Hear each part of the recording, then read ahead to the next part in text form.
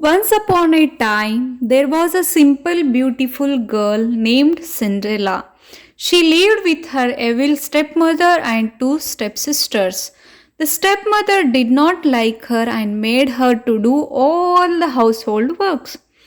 Her stepsisters just never had to work. They just roamed around the house in their fancy dresses. They always made fun of Cinderella because of her plain dressing. One day, a letter from the king came to their house which said that the king is having a ball tonight and his son, the prince, would be choosing a wife. Every girl in the kingdom must be aware. Everyone got excited about reading this. Cinderella too wanted to go to the ball. Her stepmother told her that she can go if she completes all her work on time and also helps her stepsisters with their dresses for the ball. Cinderella worked as fast as she could to get everything done, but there was always something left. At last, she was left at home disappointed. She was so sad that she ran to the garden and said, "Wishes never come true." "Never, my dear," said a voice, as Cinderella looked up. A little woman with a wand and a kind smile stood in front of her. She was her fairy godmother. She wanted to help Cinderella to go to the ball. With a wave of her hand, she made Cinderella look like a princess. She gave her a beautiful new gown, glass slippers, and a shiny black horses to reach the ball.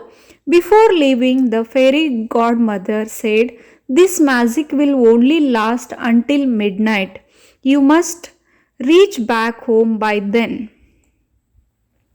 When Cinderella entered the palace, everybody was awestruck by her beauty. She was the prettiest girl at the ball. Even her stepsisters didn't recognize her.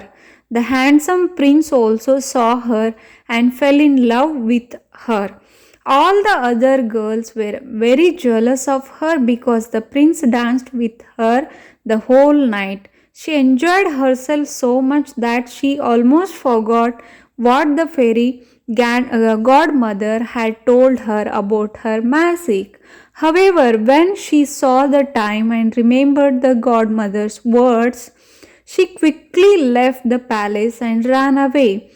In all the hurry, one glass slipper which she was wearing was left on the castle steps.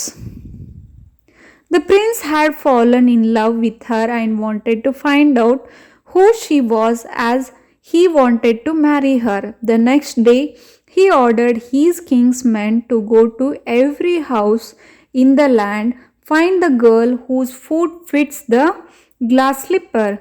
When they reached Cinderella's house, the two step sisters tried their best to squeeze their big feet into the slippers, but they could not make it. Finally, when Cinderella tried the slippers, her foot fit perfectly into the glass slipper. The prince recognized her from the ball night.